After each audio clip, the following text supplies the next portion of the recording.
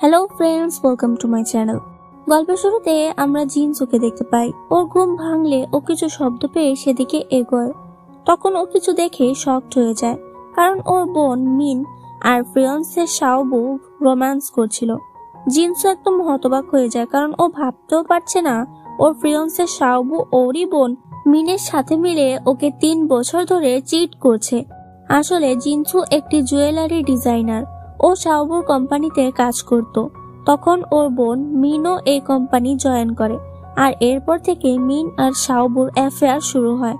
ওরা দুজন মিলে জিনসুকে 3 বছর ঠকিয়েছে, এমনকি ওর কাজের ক্রেডিটও চুরি করে নিত।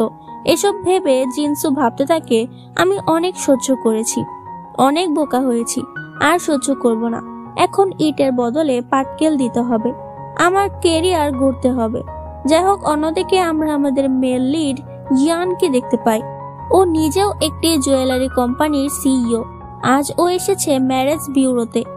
ইয়ান ওর ফিয়ন্সেকে বিয়ে করতে এসেছে, কিন্তু আজ সে মেয়ে মেসেজ করে বলে, সরি, আমি তোমাকে বিয়ে করতে পারছি না, আমি এখন ইউরোপ আছি। এতে ইয়ান রেগে বলে, ধুত, তোর বিয়ে মানুষে করে নাকি? আর ওর সেক্রেটারিকে বলে, 1 সপ্তাহের মধ্যে আমার জন্য আরেকজন কনের বন্দোবস্ত করো। এখানে জিনসু এসেছে। ও শাওবু আর মিনের পিছু করতেই এখানে এসেছে। জিনসু ওদের ছবি তুলছিল, কিন্তু ইয়ান মনে করে জিনসু ওর ছবি তুলছে, তাই ও বলে ছবি ডিলিট করো। জিনসু পাত্তা না দিয়ে চলে আসছিল, তখন ইয়ান ওকে ধরে ফেলে। এতে জিনসু কিছু ক্যারাটে স্কিল দেখাতে চায়, কিন্তু ইয়ান ওকে ছাড়েই না। তখনই শাওবু আর মিন বেরিয়ে আসে, তাই জিনসু লুকানোর জন্য ইয়ানকে জড়িয়ে ধরে আর বলে, ইমার্জেন্সি আছে, আমাকে ধরো। এজন্য ইয়ানও ওকে জড়িয়ে ধরে, কিন্তু ওর হার্ট ধক ধক করছিল। যাই হোক, জিনসু ওকে ছেড়ে বলে, আমার ফিয়ন্সাকে ফলো করছিলাম, আমার মনে হলো তুমি ওর বডিগার্ড, থ্যাংক ইউ সাহায্য করার জন্য। ইয়ান বলে, তোমার পারফিউম অনেক ভালো। ও চলে আসছিল, তখন জিনসু বলে, আমি তোমার সাথে কোলাব করতে চাই। যাই হোক, ইয়ান ফিরে এসে ভাবতে থাকে, আমাকেও বডিগার্ড মনে করলো, কিন্তু আমাকে তো তেমন দেখা যায় না। তখন ওর সেক্রেটারি বলে, এই মেয়েটার নাম জিনসু, আর ও খুব ভালো জুয়েলারি ডিজাইনার, এমনকি আগেরবার ও পুরস্কারও পেয়েছিল। এরপর জিনসু আর ইয়ান দেখা করে। জিনসু বলে, আমি আমার ফিয়ন্সে আর বোনের থেকে প্রতিশোধ নিতে চাই, তাই তোমার হয়ে কাজ করব।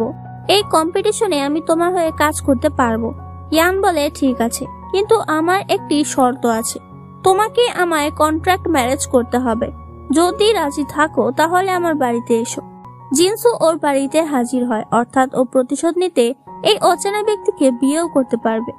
যাই হোক, তখন ইয়ান ওকে একটি কন্ট্রাক্ট দেয়, যে এতে আমাদের কন্ট্রাক্ট ম্যারেজের রুলস লেখা আছে। জিনসু সেটা না পড়ে সাইন করে দেয়। তখন ইয়ান বলতে থাকে, কোনো ফিজিক্যাল টাচ হবে না, আর প্রেমে পড়া বারণ। সবার সামনে তোমাকে আমাকে হানি বলে ডাকতে হবে। জিনসু বলে, কবুল হ্যাঁ। ও ইয়ানকে জুয়েলারির ডিজাইন দেখায়। অন্যদিকে শাওবু জানতে পারে জিনসু কম্পিটিশনে নাম দিচ্ছে, তাই ও প্যানিক করতে শুরু করে। এদিকে ইয়ান আর জিনসু মিডিয়াকে ডাকে, যেখানে জিনসু সবাইকে বলে দেয় যে এতবার আমার জায়গায় আমার বোন উইনার হচ্ছিল, কারণ ও আমার ডিজাইন চুরি করত, আর এসবে সাহায্য করত আমার ফিয়ন্সে শাওবু। ও এসবের প্রমাণ দেখায়, যাতে শাওবু ওকে থামতে বলছিল। কিন্তু তখন জিনসু সবার সামনে এটাও বলে দেয় যে শাওবু আর মিন মিলে ওকে চিট করছে, আর এসবের প্রমাণও দিয়ে দেয়, যাতে সকল মিডিয়া শাওবুকে ঘিরে ধরে। মনে করো ওর ক্যারিয়ারে 13টা বেজে গেছে। ইয়ান বলে, জিনসু আজ থেকে আমার কোম্পানি জয়েন করেছে, তাই সবাই যেন জিনসুকে সম্মানের চোখে দেখে। যাই হোক, ইয়ান আর জিনসু চলে আসছিল। তখন জিনসু ওকে ধন্যবাদ দেয়। ইয়ান বলে, আমি আমার প্রমিস রেখেছি যে তুমি প্রতিশোধ নিতে পেরেছো, এখন আমার পালা, তোমাকে নকল স্ত্রী সাজতে হবে। আমার সাথে আমার বাড়িতে চলো। জিনসু বলে, আমি একবার আমার বাড়িতে যেতে চাই। ইয়ান বলে, ঠিক আছে, ফেরার সময় আমি পিক করে নেব। এরপর জিনসু ওর বাড়িতে আসে, যেখানে ওর বোন আর বাবা মিলে ডিনার করছিল। বাবা বলে, আমি নিউজ দেখেছি, মেইন এসব ঠিক করেনি, কিন্তু তোমার ওকে ক্ষমা করে দেওয়া উচিত। জিনসু বলে, তুমিও এসব জানতে, কিন্তু কিছু বলনি। তখনই ও অজ্ঞান হয়ে যায়। ওর বোন বলে, আমি ওকে দেখছি, আসলে ওর বোনই ওর খাবারে কিছু ঔষধ মিশিয়ে দিয়েছিল। এদিকে ইয়ান জিনসুকে বারবার কল করছিল, কিন্তু কোনো উত্তর না পেয়ে ও জিনসুকে খুঁজতে বেরিয়ে পড়ে। মিন, জিনসু আর একটি ছেলের একসাথে ছবি তুলতে চাইছিল, যা দিয়ে ও জিনসুর ইমেজ নষ্ট করবে। কিন্তু তখন সেখানে ইয়ান চলে আসে ও মারপিট করে জিনসুকে বাঁচিয়ে নেয়। তখন বাবা আর মিনও হাজির হয়। ইয়ান বলে, এইসব যদি জিনসু জানতে পারে তাহলে আপনাদের খবর আছে। ও জিনসুকে নিয়ে চলে যায়, কিন্তু এই ড্রাগের জন্য জিনসুর অবস্থা পাগল হয়ে যায়। ইয়ান ওকে সামলাতে চায়, কিন্তু জিনসু পাগলই হয়ে গেছে, দেখে বুঝতেই পারছো। যাই হোক, কোনো রকমে এই রাতটা কেটে যায়। সকালে জিনসুর ঘুম ভাঙলে ও ইয়ানকে পাশে দেখে লাফিয়ে ওঠে আর ওকে ফেলেও দেয়, কিন্তু দেখে ওর গায়ে কাপড় নেই। তখন ওর কাল রাতের কথা মনে পড়ছিল যে ও নিজেই এসব খুলেছে। ও বিছানায় একটি আইস ব্যাগ পায় আর মনে পড়ে কাল যখন ও পাগলামি করছিল তখন ইয়ানের পক্ষে নিজেকে সামলানো অসম্ভব হয়ে পড়ে। তার উপরে জিনসু জামা খুলে ফেলেছে, তো সব মিলিয়ে ও আর নিজেকে কন্ট্রোল করতে পারছিল না। এজন্য আইস ব্যাগের সাহায্যে নিজেকে সামলায়। যাই হোক, এসব ভেবে জিনসু ভীষণ লজ্জা পায়। এরপর জিনসু ইয়ানের কোম্পানি জয়েন করে। সেখানে ডিজাইন ডিরেক্টর সাহসী ওর ওয়েলকাম করে।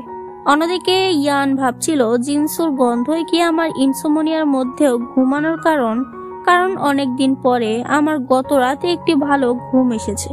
তাই ও জিনসুর রুমে যায় আর ওর ক্রিম লাগায় আর গোসল করে, কিন্তু ওর মনে হয় যে এটা সেরকম গন্ধ নয়। তাই ইয়ান আবারও জিনসুর ঘরে যায়, যেখানে ওর নাইট ড্রেস বিছানায় পড়া দেখে। ও গন্ধ শুকতে শুরু করে যে এই গন্ধ সেরকম গন্ধ কিনা। ততক্ষণে জিনসু এসে ওকে দেখে ফেলে আর অবাক হয়ে জিজ্ঞেস করে, তুমি কি করছো? ইয়ান বলে, আমি তো শুধু দেখছিলাম এটা কোন ব্র্যান্ডের কাপড়। তারপর জিনসু তার হাতে ক্রিম নিয়ে বলে, তুমিও কি হেয়ার রিমুভাল ক্রিম দাও নাকি? ইয়ান বলে, দেখো ব্যাপারটা এমন না। কিন্তু জিনসু হেসে বলতে থাকে, এজন্যই তুমি বিয়ের জন্য পাগল হয়ে গেছো। ইয়ান বলে, এতই যখন বুঝেছো তাহলে আজ আমার সাথে ঘুমাবে। দেখা যায় ইয়ান বিছানায় একটি বর্ডার দিয়েছে। জিনসু বলে, সবই বুঝলাম, কিন্তু আমাকে এত কম জায়গা দিলে কেন? ইয়ান বলে, তুমি এতটুকু জায়গায় ঘুমাতে পারবে, তাই চুপ করে ঘুমাও। জিনসুর এক্স শাওবু জানতে পারে জিনসু ইয়ানকে বিয়ে করে নিয়েছে। এতে ও ভীষণ রেগে যায় আর জিনসুকে হুমকি দেয় যে আমি এই প্রাইভেট কথা পাবলিক করে দেব। তা না চাইলে তুমি মিডিয়ার সামনে এসে বলবে যে আগে তুমি যা বলেছো ভুল বলেছো। জিনসু এতে মানা করে দেয় আর বলে, তুমি যা ইচ্ছে তা করতে চাও তাই করো, আমি পাত্তা দিই না। ঠিক তখনই দুজন লোক এসে তাকে বলে, আমাদের বস তোমাকে একটা ডিনার ট্রিট দিতে চায়। এরপরে সিনে আমরা দেখি ওকে অনেকগুলো চিকেন খেতে দেওয়া হয়েছে। তখন সেখানে ইয়ান আসে। শাওবু বলে, কি চাও বলো, আমি আর খেতে পারবো না। ইয়ান বলে যে আপনি যদি আপনার কোম্পানিকে বাঁচাতে চান তবে আপনাকে আমার কথা মানতে হবে। এবং পরের সিনে দেখি শাওবু জিনসুর কাছে ক্ষমা চাইছে। এই খবর দেখে জিনসু হতবাক হয়ে যায় আর ইয়ানকে জিজ্ঞেস করে, তুমি কি এসব করেছো, কিন্তু কেন? ইয়ান বলে, এখন তুমি আমার কোম্পানিতে কাজ করো, তাই এটা আমার দায়িত্ব। এরপর জিনসুর বাবা ওকে দেখতে আসে। এতেও ভীষণ খুশি হয়, কিন্তু বাবা এখানে এসেছে মিনের বিরুদ্ধে মামলাটির জন্য। সে জিনসুকে বলে এই মামলাটি উঠিয়ে নিতে। যখন ও রাজি না হয় তখন বাবা একটি পুতুল বের করে বলে, এটা তোমার মা তোমাকে দিয়েছিল, তার শেষ স্মৃতি, তুমি এটার জন্য মামলা তুলে নিতে পারবে না।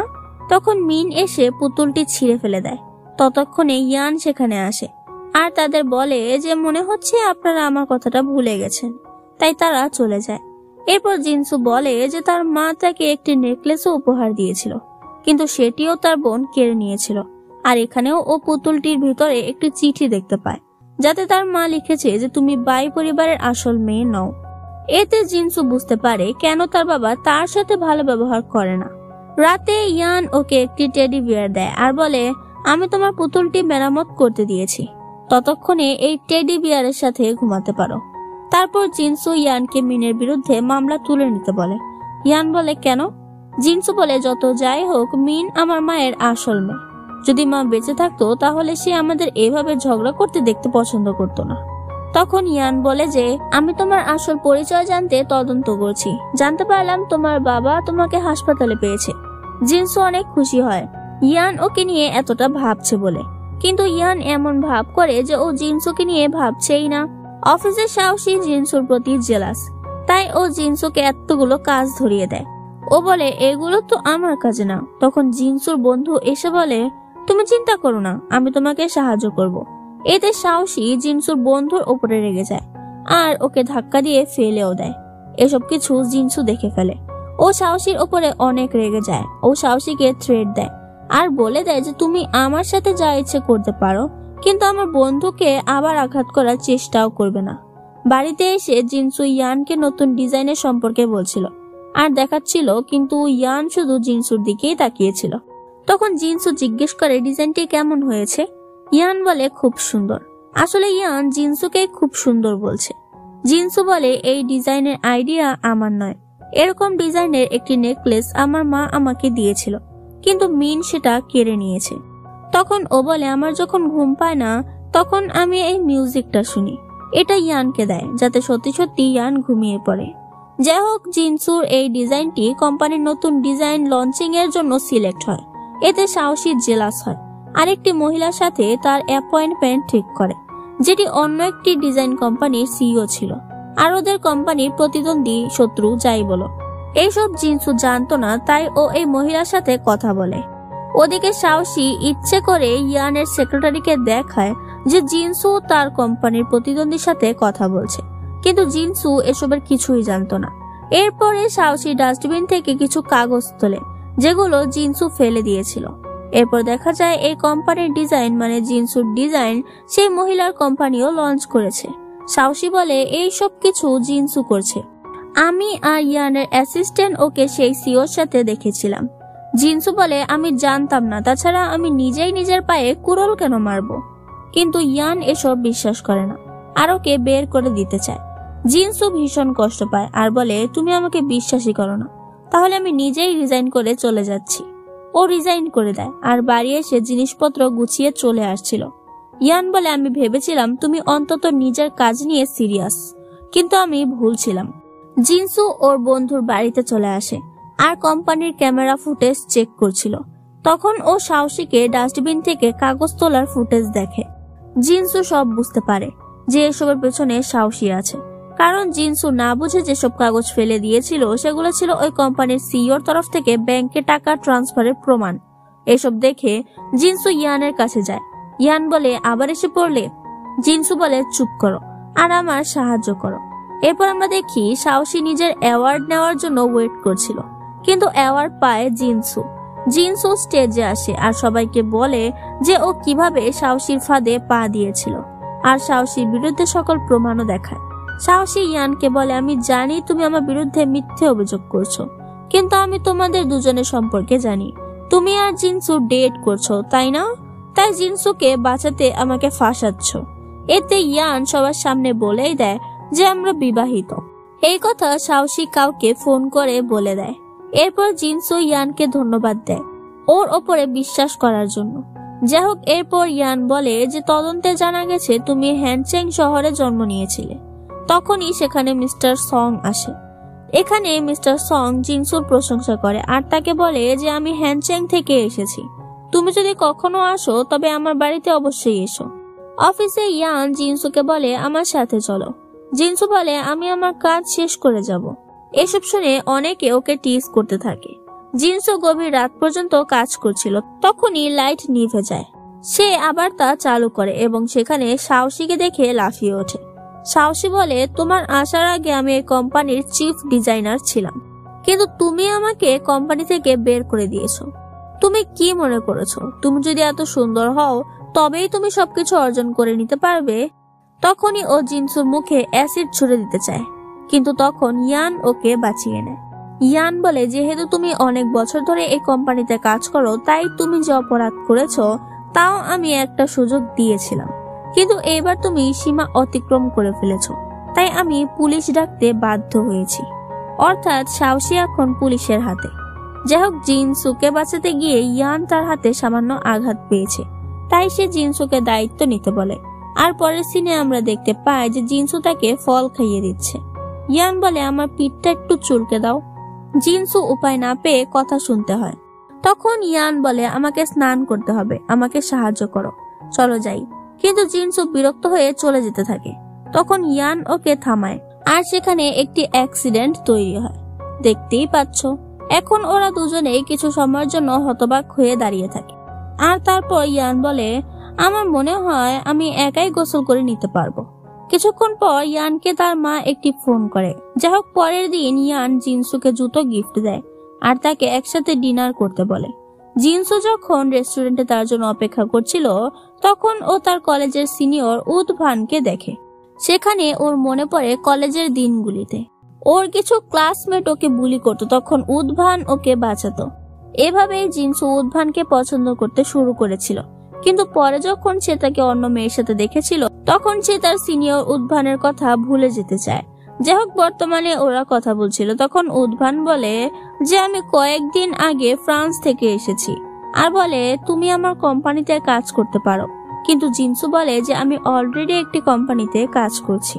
উদভান বলে তুমি বদলে গেছো, তুমি না বলা শিখে গেছো। ওদের একসাথে ইয়ান দেখে ফেলে, ও অনেক কষ্ট পায়। ও জিনসুকে মেসেজ দেয় যে ও আজ আসতে পারবে না, তাই জিনসু উদভানের সাথে ডিনার করে নেয়। যখন ও বাড়িতে আসে তখন ইয়ান জিজ্ঞেস করে যে এত দেরি হয়েছে কেন। জিনসু বলে তোমার জন্য অপেক্ষা করতে করতে আমি একজন সিনিয়রের সাথে দেখা করেছি, তার সাথে ডিনারও করেছি। ইয়ান বলে এই কথা ভুলে যেও না যে তুমি আমার স্ত্রী, এখন থেকে তুমি যেখানেই যাও যাই করো সব খবর দেবে। জিনসু বলে ঠিক আছে। পরদিন জিনসু অফিস আসছিল, তখন ইয়ান বলে কই যাচ্ছ?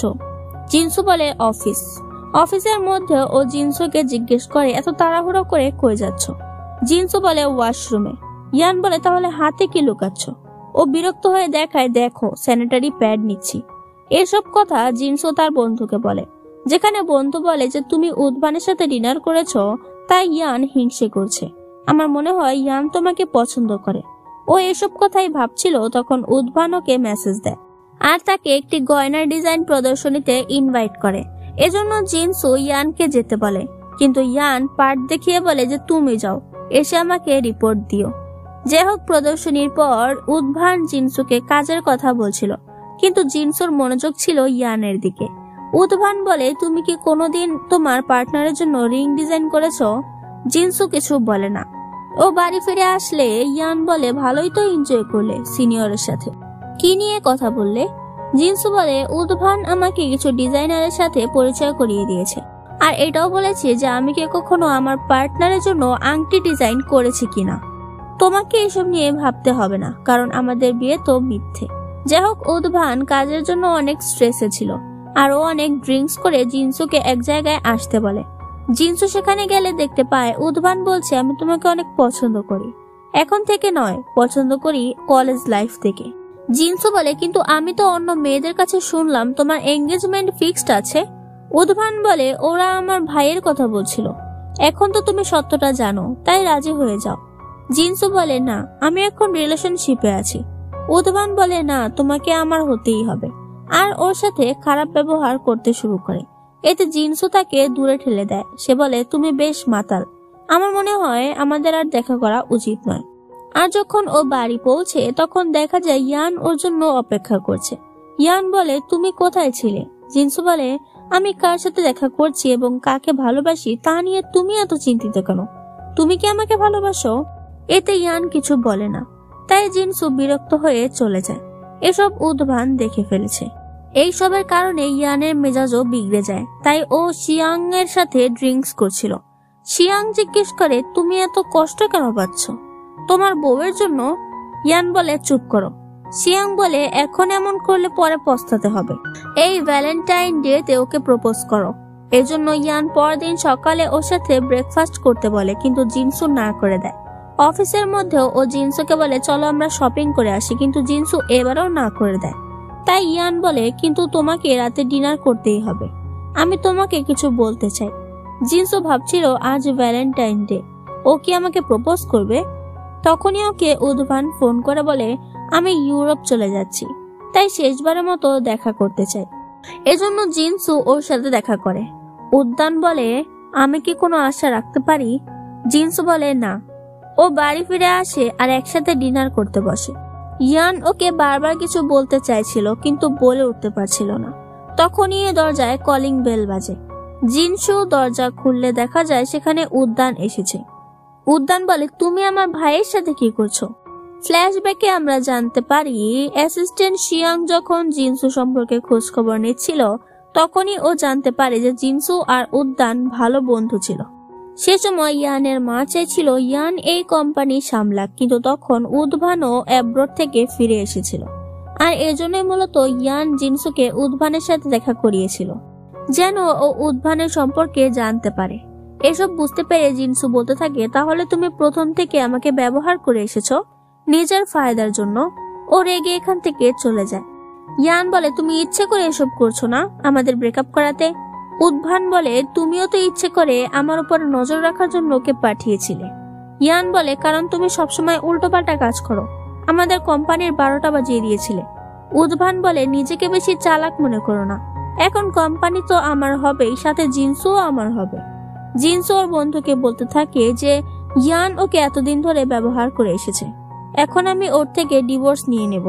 পরদিন ওর বন্ধুকে কেউ খাবার ডেলিভারি দেয়, কিন্তু সাথে একটা গোলাপও ছিল, যাতে জিনসুর সন্দেহ হয়। ও দরজা খুলে দেখতে পায় শিয়াং এখানে এসেছে, অর্থাৎ শিয়াং আর ওর বন্ধু ডেট করছে। যাই হোক, এরপর জিনসুর বন্ধু শিয়াংকে সব বলে দেয়। তখন শিয়াং বলে, হ্যাঁ, প্রথমে ইয়ান জিনসুকে ব্যবহার করছিল, কিন্তু তারপর ও সত্যিই ওকে ভালোবেসে ফেলেছে, এমনকি কাল তো ওকে প্রপোজ করতে চাইছিল। এদিকে উদ্ভান সুযোগ বুঝে জিনসুকে বলে, তুমি আমাকে তোমার সে কন্ট্রাক্টটা দাও, আমি এই কন্ট্রাক্ট ভাঙার উপায় বার করছি। ইয়ান বারবার জিনসুকে ফোন করছিল, কিন্তু জিনসু ফোন তোলে না। ইয়ান আর উদ্ভান ওদের মায়ের সাথে দেখা করতে যায়।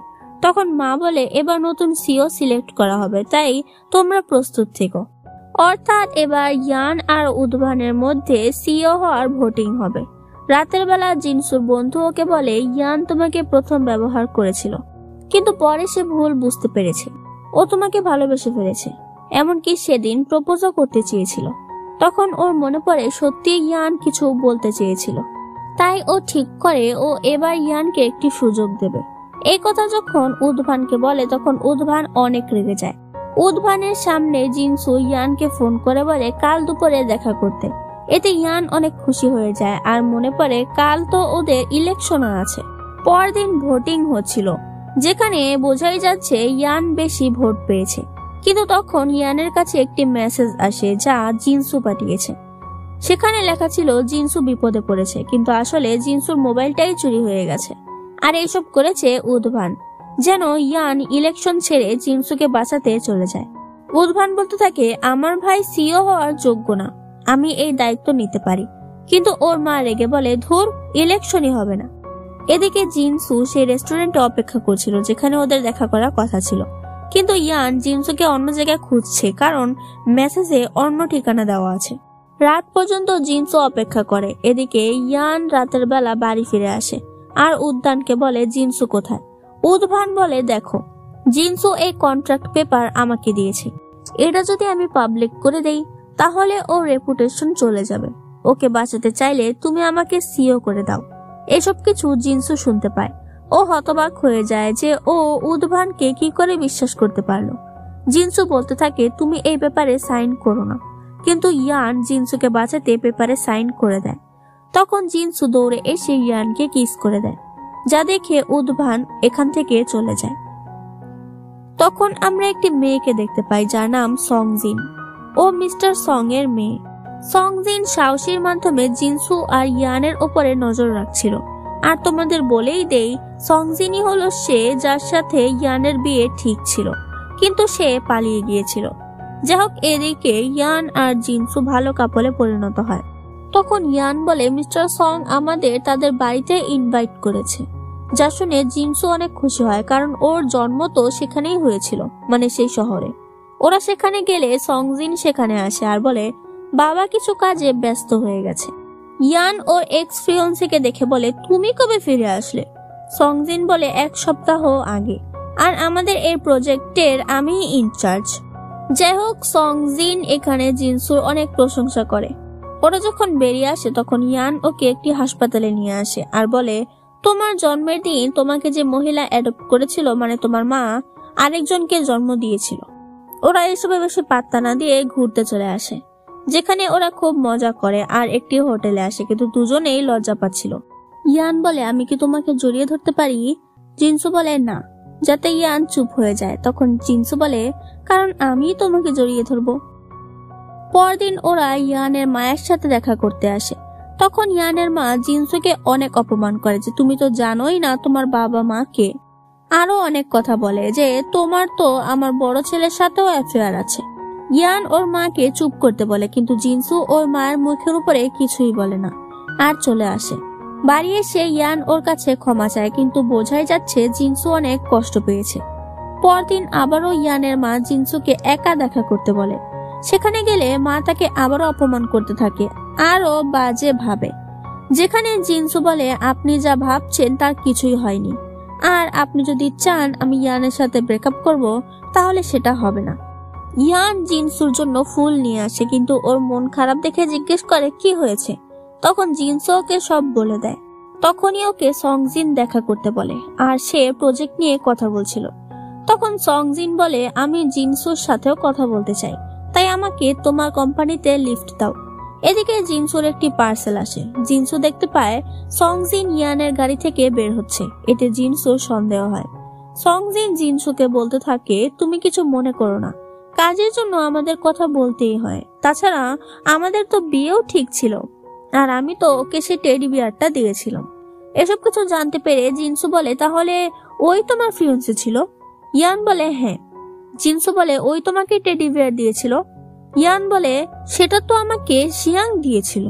আর তুমি এমন ব্যবহার কেন করছো? আমি শুধু তোমাকে বলিনি যে ও আমার ফিয়ন্সে, তাই আমাকে সন্দেহ করতে শুরু করলে। এভাবে ওদের মধ্যে ঝগড়া হয়ে যায়। জিনসু মন খারাপ করে বাড়ি আসে, যেখানে ওর পাশে উদ্ভান বসে। ও উল্টো ইয়ানের বিরুদ্ধে কথা বলতে থাকে। জিনসু অনেক ড্রাঙ্ক হয়ে গেলে উদ্ভান ওকে বাড়ি পৌঁছে দেয় আর বলে তোমার স্ত্রীর দিকে একটু নজর দিও। ইয়ান অনেক জেলাস হয়।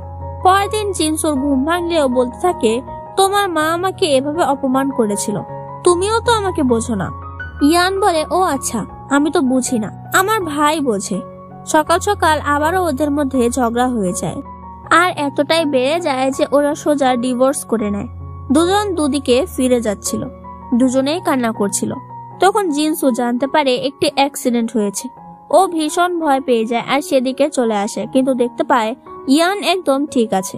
ইয়ান মনে করেছে জিনসুর অ্যাক্সিডেন্ট হয়েছে, তাই ও অনেক ভয় পেয়ে গিয়েছিল। অর্থাৎ ওরা দুজনেই একে অপরের জন্য ভাবে, তাই ওরা বুঝতে পারে এত সহজে ওরা আলাদা হয়ে ঠিক করেনি। আর বলতে থাকে এবার থেকে আমরা সব কথা সামনাসামনি বলে ক্লিয়ার করে নেব। ইয়ান বুঝতে পারে এসব কিছুর পেছনে সংজিনের হাত আছে।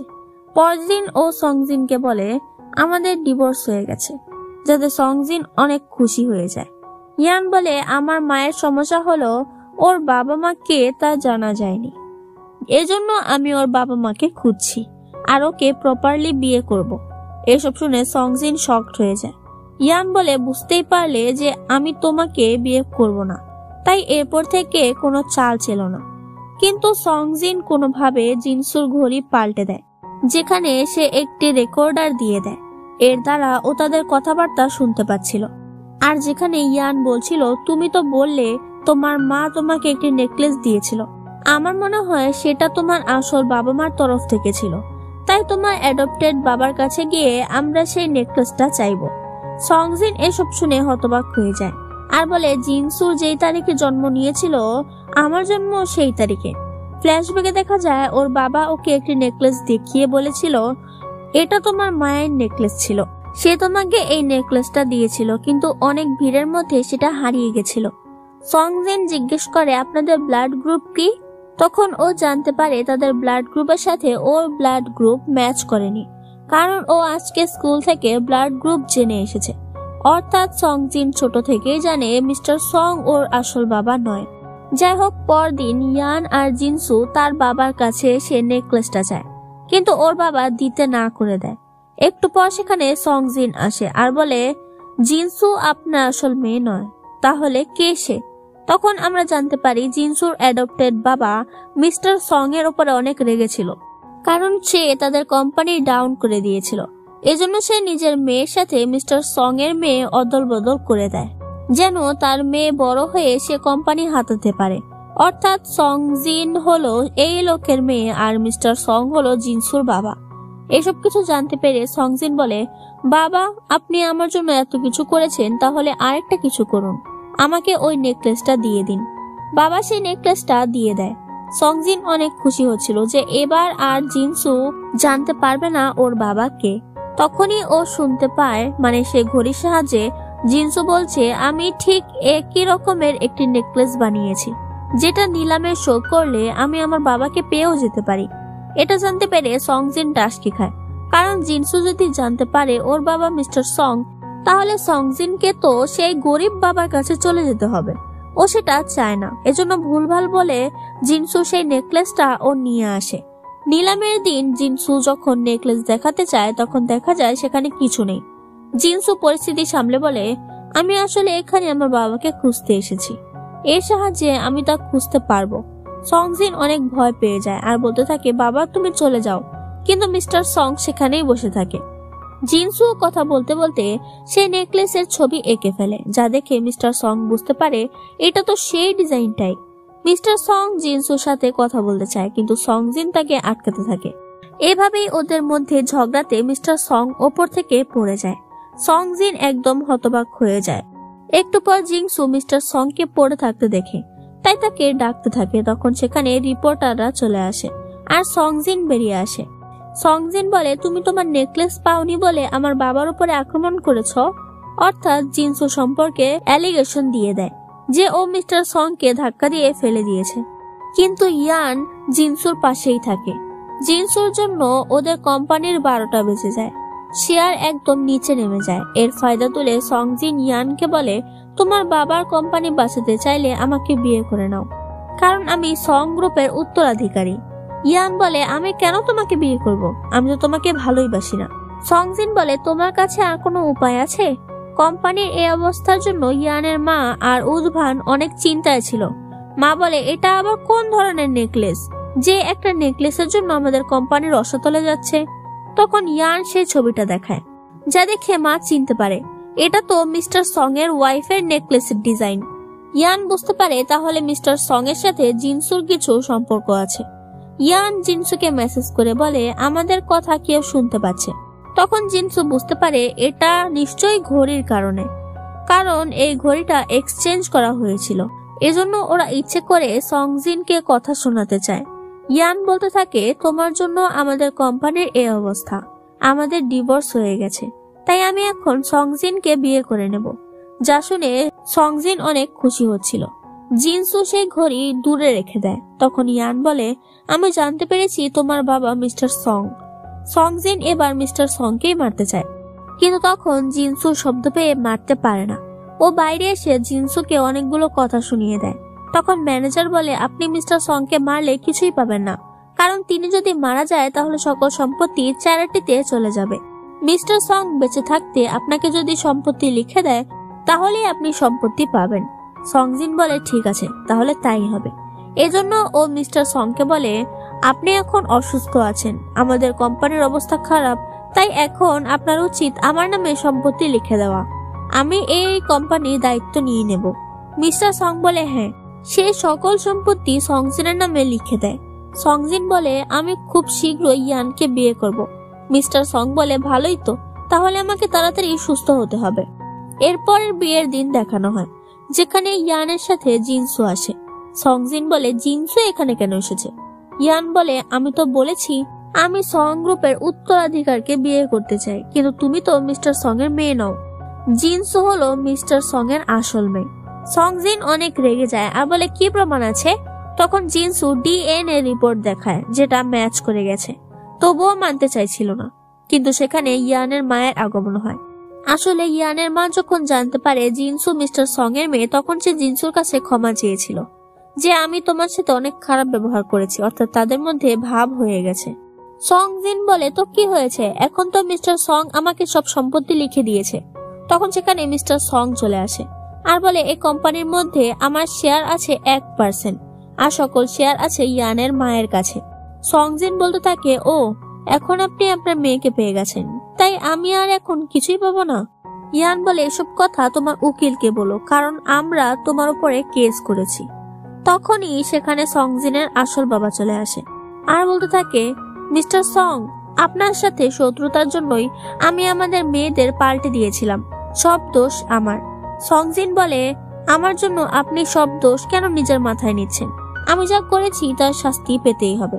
অর্থাৎ এরপরে ইনভেস্টিগেশন শুরু হয় যে সংজিন কি কি করেছে। আর এদিকে জিনসু ইয়ানকে বলে, হাঁটু গেড়ে বসো, তোমাকে শাস্তি পেতে হবে। ইয়ান অনেক ভয় পেয়ে যায় আর বসে পড়ে। তখন জিনসু ওকে আংটি ধরিয়ে দেয় আর বলে, আমাকে প্রপোজ করো। হি হি হি। তো ইয়ান ওকে প্রপোজ করে দেয় আর জিনসুও অ্যাকসেপ্ট করে নেয়। জিনসু ওর বাবা মানে মিস্টার সং এর সাথে কথা বলছিল। মিস্টার সং বলে, এই তো আমি তোমাকে পেলাম, এখনই বিয়ে করে চলে যাবে? তখন জিনসু বলে, আমি আপনাকে দেখতে আসতেই থাকবো। মিস্টার সং বলে, ছোট থেকে ইয়ানের ইনসোমনিয়া ছিল, ও ঘুমাতে পারতো না, কিন্তু তোমার মায়ের কাছে আসলে ও ঘুমিয়ে পড়তো। জিনসু বুঝতে পারে তাহলে আমার মধ্যেও আমার মায়ের সেন্ট আছে, যার জন্য ও আমার কাছে এসেও ঘুমাতে পারে। এরপর ওরা বিয়ের জন্য ড্রেস সিলেক্ট করে। অন্যদের ড্রেস পছন্দ হয়ে যায়, তাই ওরা চলে যায়। তখন আমাদের নায়ক নায়িকার রোমান্স শুরু হয়। রাতে ওরা ঘুমাতেই পারছিল না, তাই ফোন করে কথা বলছিল। ইয়ান বলে, জানালা খোলো। দেখা যায় ও এখানে এসেছে। ওরা দেখা করে আর প্রমিস করে ওরা সবসময় দুজনের পাশে থাকবে। বিয়ের দিন চলে আসে, যেখানে উদ্ভান ইয়ানকে বলে, জিনসুর খেয়াল রাখবি, না হলে তোর খবর আছে। ইয়ান বলে, তুমিও কোম্পানির খেয়াল রাখবে, না হলে তোমার খবর আছে। এরপর ওদের বিয়ে হয়ে যায় আর এখানে এই ড্রামাটি শেষ হয়ে যায়। তোমাদের এই ড্রামাটি কেমন লেগেছে তা অবশ্যই বলে দিও আর প্লিজ আমার চ্যানেলটাকে সাবস্ক্রাইব করে দিও। বাই।